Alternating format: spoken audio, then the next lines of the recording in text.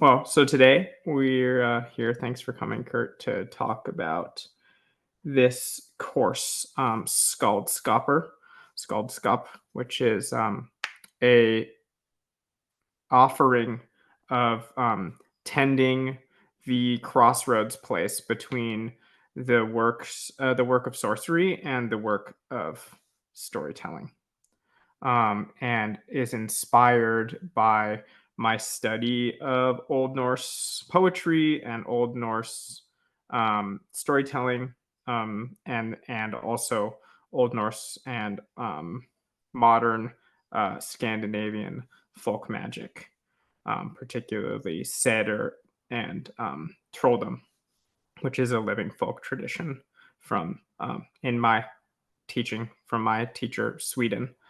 um, and this offering that of Skaldskapr is inspired by the reality that a lot of these stories, that poetic and mythic language, is in some ways a cloak for ritual practice, practical magical applications, and inspired experience to step into working magic with people, in this tradition, in trolldom, in Seder, in folk magic in general. There's a strong history of working with narrative and narrative charms and storytelling, um, for healing, for ritual, and for magical applications of all kinds, and blessing, cursing, you name it.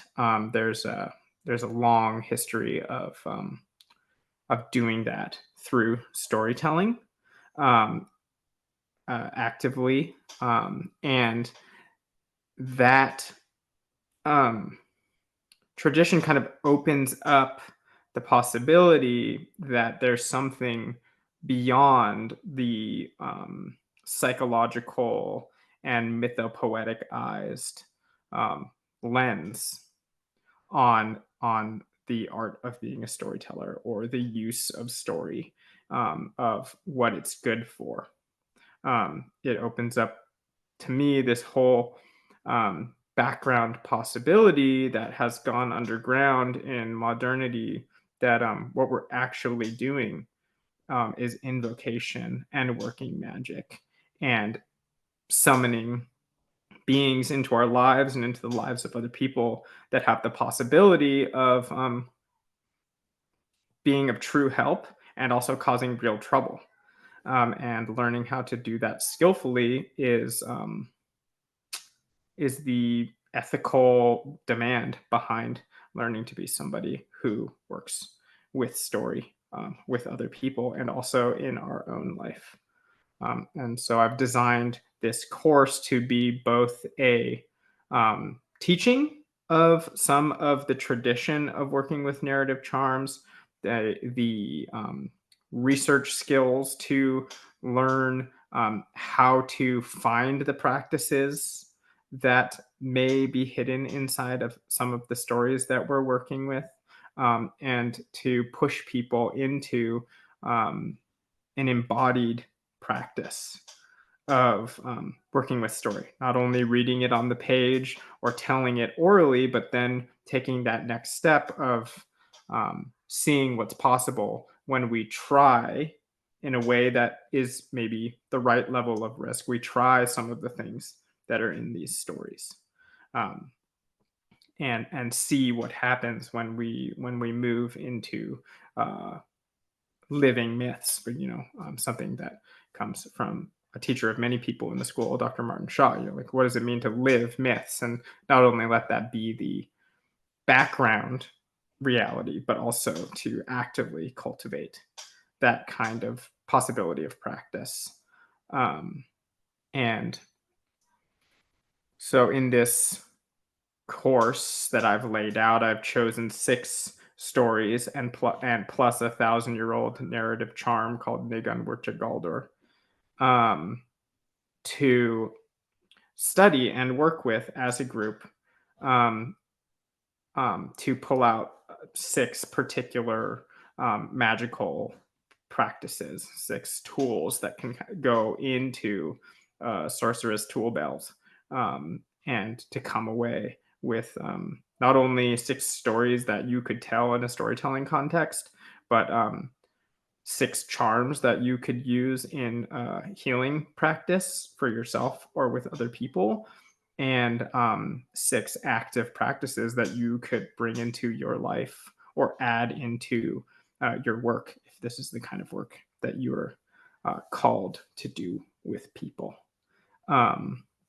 And um, to give you enough time within the course to be working with things for multiple weeks so that it moves from like a cursory understanding or a first sort of courtship with certain images into actively working, letting them work on you, figuring out your way and how it comes out of you authentically, which is such a big part of oral storytelling. Um, and using core practices of slowness and connection and the basic tools of magical craft, and the basic tools of connection with the earth to ground, synthesize, and open up ourselves to these kinds of ways. I imagine that this course would be useful to somebody who has never encountered magical practice before. The idea of sorcery and magic is completely out of the box too, and also to folks who have been working in magical traditions and are longing for a connection to story and a connection to ancestral traditions from Northern Europe to add into an already kind of an ecology of their practice. That it, we could exist at that crossroads between the sort of beginner's mind and the person who's been down the path a little bit, and that there's something here for everybody.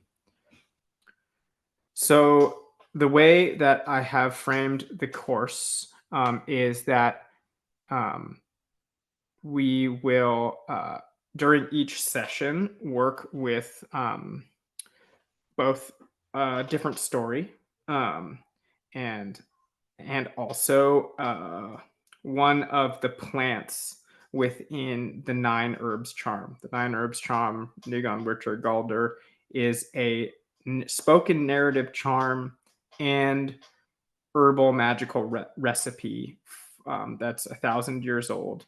It was written in Anglo-Saxon, and it details in the charm the god Wotan, in Old Norse Odin, and if you have any manners at all, the Grey Cloak One or the One-Eyed or the Grim. You know, it's said in the tradition, like if you say his name, he arrives. And so we work, you work with kennings often if you're going to invoke any of these beings, kennings being poetic names. That it details the One-Eyed One calling upon the animate power or Megan of 9 herbs to work with him against a dragon who is bringing destruction and poison. Um, so we have this narrative storyline of the 9 herbs being named and their virtues being called upon and being woven together into a bundle of 9 sticks, which then is used as a tool against this dragon to alchemically pull the dragon apart into 9 pieces and stop its destructive power and make it something, in my understanding and my work with the charm, to make that dragon destruction force into something that can be metabolized by a person or a place. So we see this narrative charm, right? We can look at it like a story where we see a character allying with plants, weaving them together by naming their virtues and their skills, and then applying those in allyship together with that towards a force. So we could tell it like a story. Um, and so it's a story, but it's also a narrative charm. And and what makes it a narrative charm is that this poem would have been spoken in the healing context over the top of the recipe that would be brewed, which we have. We have this 1,000-year-old recipe, which we can work with. It would be spoken in a ritual fashion over the brewing recipe as a charm, as a spell. And then the active force of what's happening in the story is then in the what is being made, right? So we have this experience of um, that a story is a living entity with a flow of energy that does something, and then it's caught in the salve and then used in the world. So that the telling of the story is actually an invocation of the power of the story, summoning, which then can be applied in other contexts every time that salve is used. So this is sort of the narrative charm approach. We have other charms where one I'm working with right now is for broken bones or sprains, where Baldur, son of the one-eyed one, uh, his horse breaks his leg, and then three maidens come and they sing charms over the broken leg, and then from blood to blood and bone to bone and limb to limb, they're put back together. And this is a narrative charm for healing broken bones or sprains that is worked with in the same way as the Nigunwitcher Galder. These charms, like I said, become channels, conduits of that energy, and invoke this um, sense that myths are not things that have happened. They're things that are always happening. And we can work with that energy if we're skillful and we know how to use them. And so this sort of Nigun Wittergalder will be we'll use it in coalition with each of the stories we're using so that we can be grounding our work in learning about plants that we might know already and some new plants, in learning a basic skill around what it means to work with language magically, what it means to ally with plants magically, what it means, why in these Nordic, in these Scandinavian traditions, we often and always see things happening in threes or nines. This will be kind of a workshop for playing with narrative charm, and set the backdrop for the skills that we're developing, and then it will be paired with a folk tale or a fairy tale where there's a branching skill of magic hidden. For example, the first story is called The Companion, and it's a Scandinavian folk tale that you find in dozens of different collections from different countries, where the character offers us a very clear image of what it means in this tradition to ancestralize a wandering spirit or a dead person in our lineage, and what the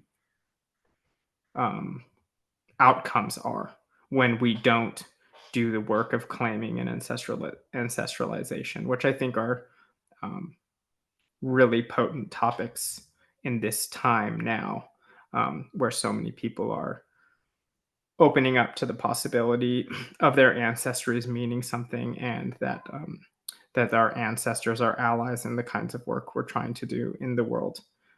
That this story gives really significant and grounded advice about how that might be done, and moving from that into stories about sitting out on the land and receiving magical knives, which then can be used in our practice to cut through things and to have protection and to see into other worlds, and sort of building this process of skills through the stories.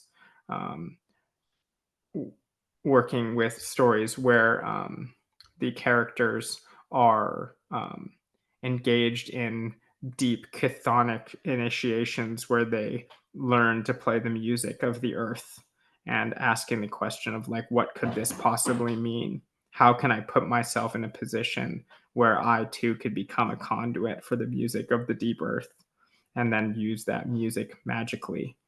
Um, and or what would it mean to go through a process where I could hang metaphorically or literally upside down from the world tree and glimpse the secret runes of the earth, um, and be able to use them as song power.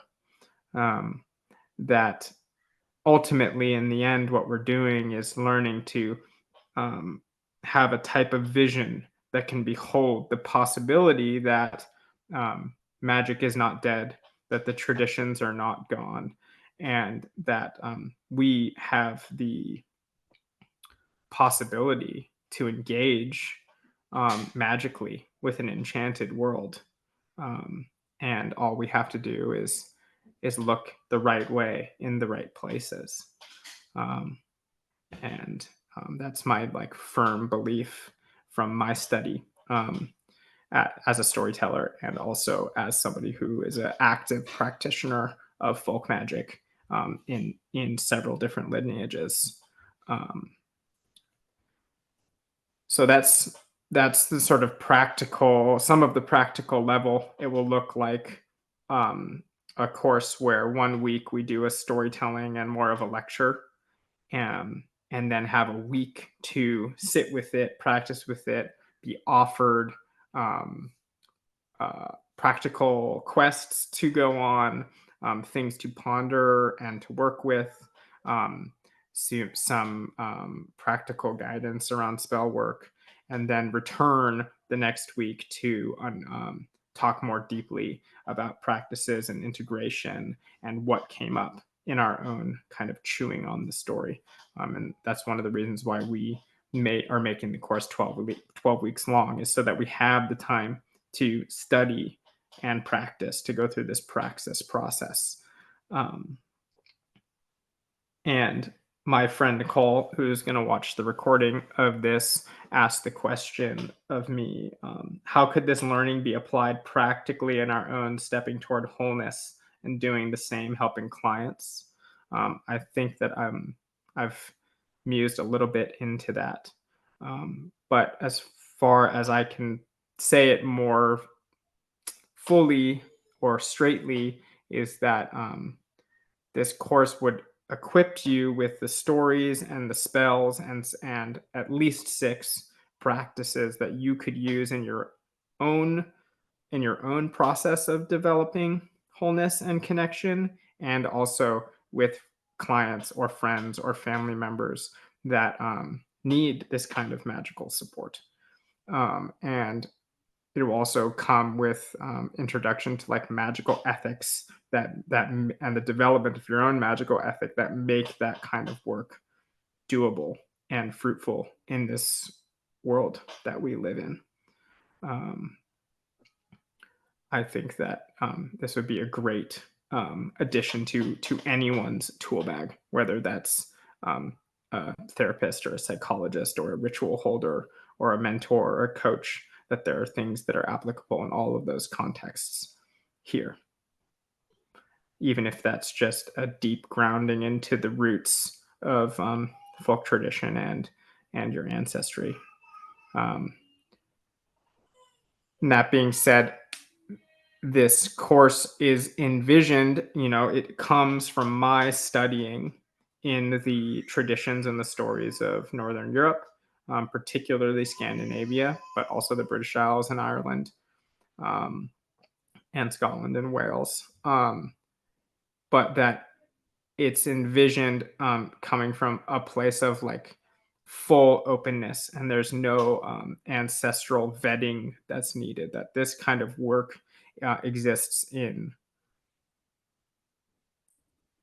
most cultures across the face of this planet, the working with narrative charm, the working with story, and that the practical tools that are being offered here have their analogs and their cousins and their connections in folk magic traditions all across the planet. And so to come and bring that energy of like the warm hall where every complexity is invited to shift the lens and change the stew and make it into something really living. Because the reality is like myself, as a descendant of settlers living on Turtle Island in California, or so-called California, the land of the Southern Pomo and the Coast Miwok, that my work, my practice, my traditions, because they're based on relationship with the land, have to shift.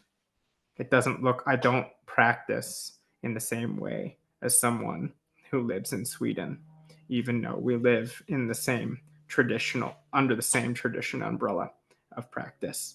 And that is actually the blessing and the glory of this living tradition, is that it engages with land, it shifts things because of where we are, and that there's so much to be uncovered by becoming an apprentice to landscape and becoming an apprentice to the spirits that live in these places with us and guiding from that kind of place. And that's where the living tradition, the oral tradition, the actual folkness of this comes from, not from books and academia, but from living these practices out in relationship. Yeah. Yeah, no, I like what you speak of, and I like the way you speak about it. Um, I appreciate the lens of uh, the action and taking sort of making movement of it and settling into where it is, where we are, um, while yeah, being aware that it's like it's also happening elsewhere in some form, in some way. I really appreciate the contrast and keeping that in the room as well. And just structurally, uh, I love the idea of um, these different elements being worked with uh, in conjunction with one another. But yeah, it sounds really juicy. Thanks. Yeah. Tempting to make the juiciest cauldron possible for us to gather around, and to be not overpacked, but have the perfect amount of mix within it. Because the reality is 12 weeks is actually just the barely cracking the open the door of the possibilities of what's going on here with narrative charms and story magic. Um, Mm-hmm. Let me see. I was just going to pull up one other thing.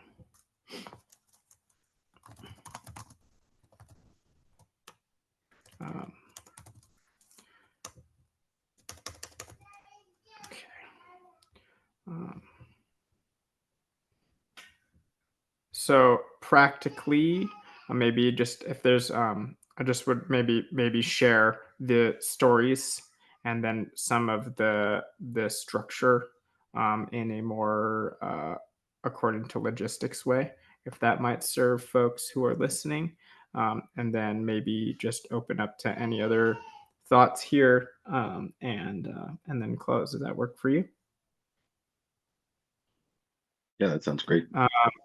Great. So in the over the course, we're going to be working with the Nigun Rurtagalder, the Nine Herbs Charm, the Companion, which is the Scandinavian story. The version I work with is from Sweden.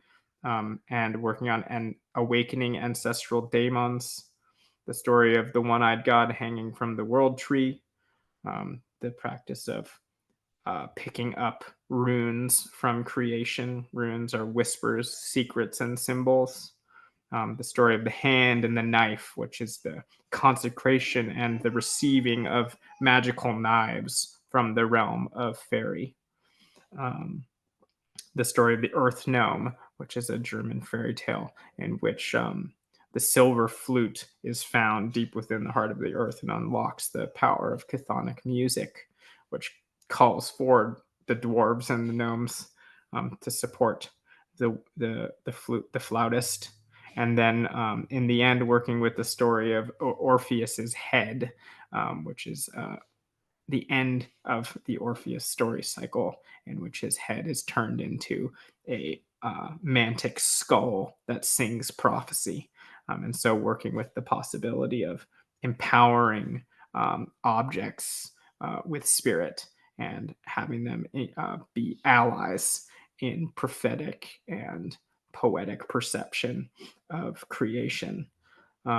So over 12 weeks, we'll work with each of these stories for 2 weeks in conjunction with the herbs from the Nigun Wurtergalder, and sort of develop our herb lore and our poetry and story lore and our practical magical practice um, uh, over the time.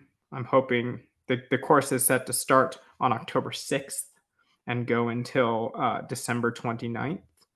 I might, looking at this now, maybe we'll take that winter solstice day, the 22nd, 21st, 22nd of December off and extend it. They'll put the last session in January just to be in that dark time, respect that.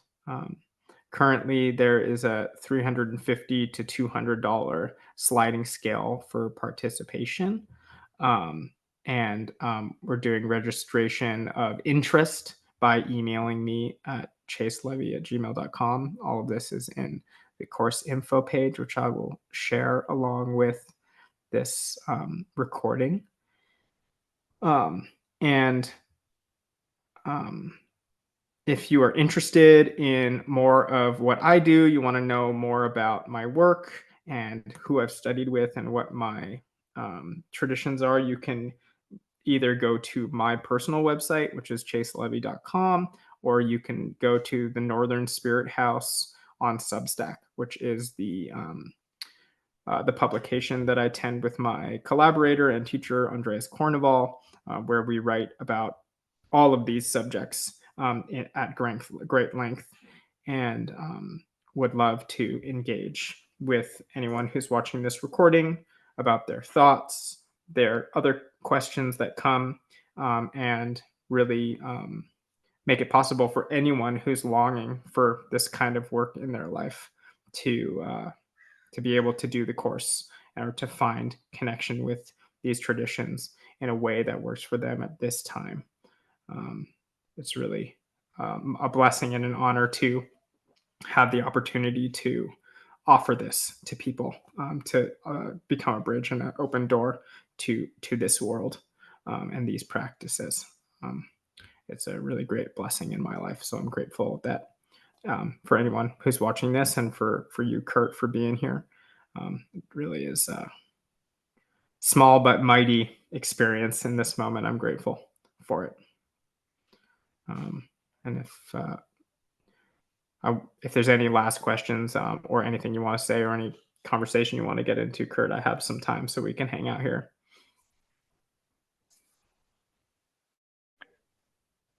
Yeah, no, I mean, what's top of mind for me right now is like, yeah, like, thank you for the offering and then putting this out there. It's like, yeah, it sounds, I'm really interested in what that's going. And so you say that it starts in about 2 weeks Mm-hmm. and then goes basically to the end of the year, give or Yeah. take a week or two. Yeah. Okay. Yeah. Yeah. I kind of want to redesign, I think, around that holiday time, just because I know like my birthday is the day before Christmas and people are Oh, doing a lot of in that time. And so I might just move one event from December into the first week of January.